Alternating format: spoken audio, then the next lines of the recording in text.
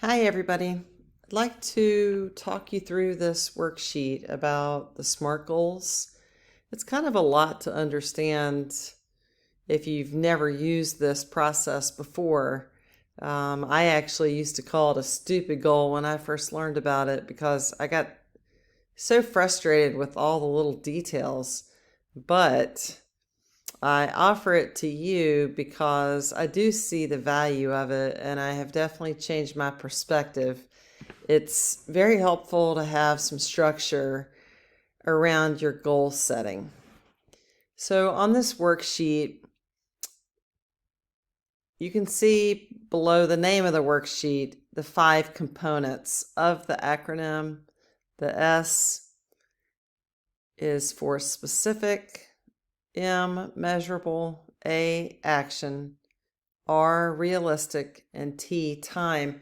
If you Google SMART goals, you may see a couple of different setups for the acronym. You may see attainable, you may see relevant. For us, we're going to use this as is.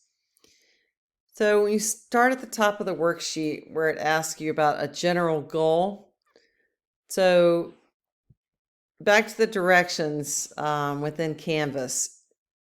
If we had a general goal of drinking more water, this would be the place to type it in.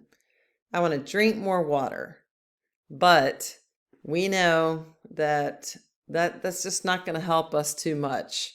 So we're going to go down to the first part of the worksheet and start filling in this table. And in the specific section, we want to make as narrow a focus as possible on what that goal is. We've probably all heard the saying about how it's hard to hit a fuzzy target. This is the case here. The more specific, the better.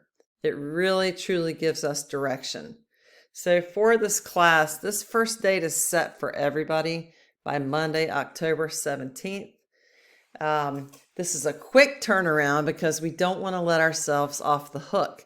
So think about by next Monday, October 17th, what will you do towards this desired goal? Type it in. The second part is M for measurable. This is the tracking component of how will you keep track of whether you are or are not taking steps toward accomplishing this goal. Yeah, for the water goal, for example, maybe you are putting tally marks in a planner. Maybe you are writing in your phone notes if you have a cell phone. Maybe you're giving yourself a sticker. Every now and then students will like this app that's called Plant Nanny. Some really like it, some really do not like it. So check that out if you're interested and you have a water consumption goal. Anything that you can think of that will actually help you keep track of it so that a week from now, you can look back on that tracking and see how you're doing and see if you may need to reroute a little bit to be successful. The third letter, A, is for action. These are some smaller steps that you can take to make your way towards this goal. So again, back to Canvas, I think I listed some steps like putting the water bottle in a good place to remember it, filling the water bottle before you leave for school, filling the water bottle after class, drinking it during class. Get very specific.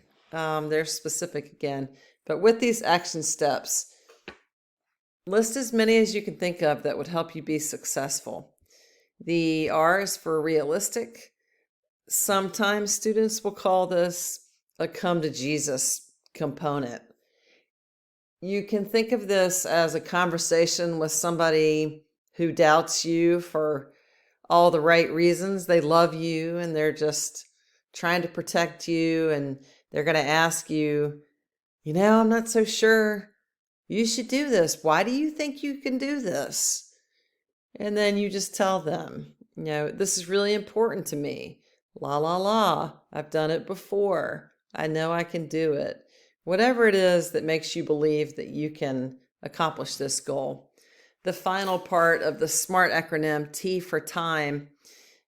This helps us break down the end goal into smaller components. So as mentioned, the first date will be next Monday, October 17th. Think of what you can do as a smaller step towards that greater goal. Then 2 weeks later, another sub goal. And then the final check-in will be on Monday, November 14th. And this is your timeline to try to reach your goal. We're going to tie in values. So I'm asking you to think about why this goal is important. This is your goal. This is nobody else's goal for you. And that is a key part of being successful. We've all had plenty of other people trying to tell us what they think our goals should be. So here's your opportunity to come up with one for yourself. If you need to, you can go back to your values assignment and give yourself a reminder of, hey, this is what I believe in, this is what I value, and let's see if this goal matches up. Another part of this assignment is to look at your goal and think about what dimension or dimensions of wellness this goal falls into. It's very likely that it will be more than one. So we know by now that the dimensions are connected or integrated, and we do not work in isolation. So again, it's very likely you will have more than one. Try to put a little description in there as well. And then the next part asks you to list a potential obstacle. This is pretty likely too, that something's going to try to get in the way of you being successful. If we can name it in advance and think about some strategies, then that helps us be more successful. So I've asked you in this table to list 2 obstacles and then 3 strategies for each obstacle. The more the merry, right? Another question is, who can support you? This is super important. Who will come along for the ride and support you as you work your way with this goal? The final question is asking you to incorporate what you've learned from the TED Talk about the tiny habits. If there's any already established habit that you can connect with this goal, it's likely to be super helpful. So think about that. And then the final part is just a little section if you want to write a note to yourself. Sometimes this could be a motivational piece, sometimes little reminders.